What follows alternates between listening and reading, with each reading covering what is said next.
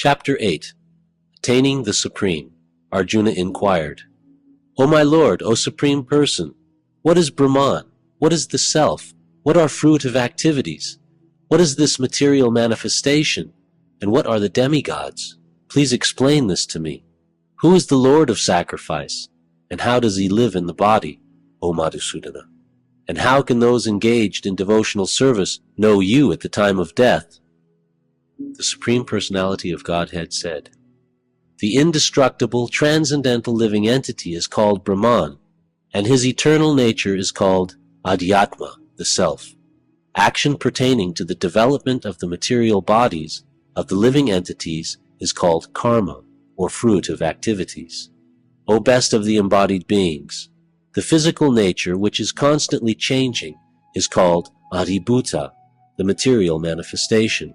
The universal form of the Lord, which includes all the demigods like those of the sun and moon, is called Adhidaiva, and I, the Supreme Lord, represented as the Supersoul in the heart of every embodied being, am called Adhiyagya, the Lord of Sacrifice. And whoever at the end of his life quits his body remembering me alone, at once attains my nature.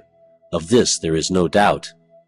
Whatever state of being one remembers when he quits his body, O son of Kunti, that state he will attain without fail. Therefore, Arjuna, you should always think of me in the form of Krishna, and at the same time carry out your prescribed duties of fighting. With your activities dedicated to me, and your mind and intelligence fixed on me, you will attain me without doubt. He who meditates on me as the Supreme Personality of Godhead, his mind constantly engaged in remembering me, undeviated from the path, he, O Partha, is sure to reach me. One should meditate upon the Supreme Person as the one who knows everything, as he who is the oldest, who is the controller, who is smaller than the smallest, who is the maintainer of everything, who is beyond all material conception, who is inconceivable, and who is always a person. He is luminous like the sun, and he is transcendental beyond this material nature.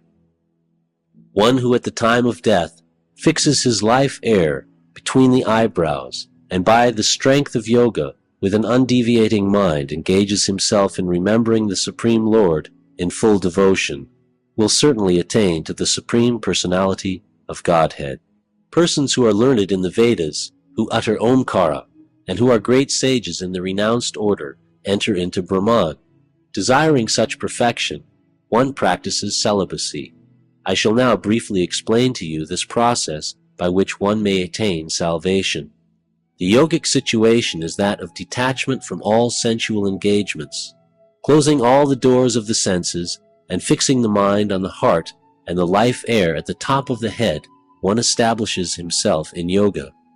After being situated in this yoga practice and vibrating the sacred syllable Om, the supreme combination of letters, if one thinks of the Supreme Personality of Godhead and quits his body, he will certainly reach the spiritual planets. For one who always remembers me without deviation, I am easy to obtain, O son of Pritha, because of his constant engagement in devotional service. After attaining me, the great souls who are yogis in devotion never return to this temporary world, which is full of miseries, because they have attained the highest perfection. From the highest planet in the material world down to the lowest, all are places of misery, wherein repeated birth and death take place. But one who attains to my abode, O son of Kunti, never takes birth again. By human calculation, 1,000 ages taken together form the duration of Brahma's one day, and such also is the duration of his night.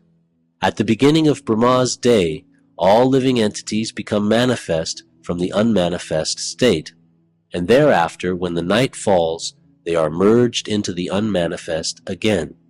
Again and again, when Brahma's day arrives, all living entities come into being, and with the arrival of Brahma's night, they are helplessly annihilated.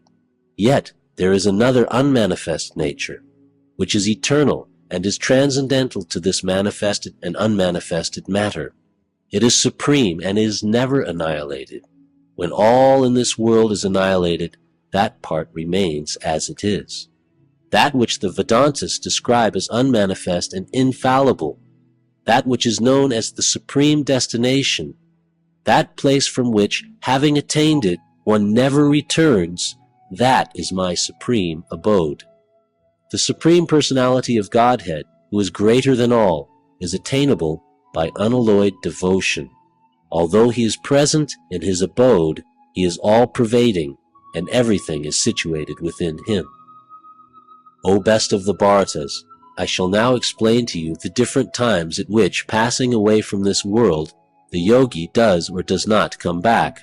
Those who know the Supreme Brahman attain that Supreme by passing away from the world during the influence of the fiery god, in the light, at an auspicious moment of the day, during the fortnight of the waxing moon, or during the 6 months when the sun travels in the north.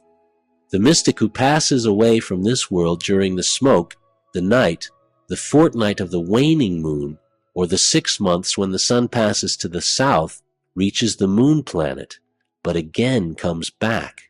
According to Vedic opinion, there are 2 ways of passing from this world, one in light and one in darkness.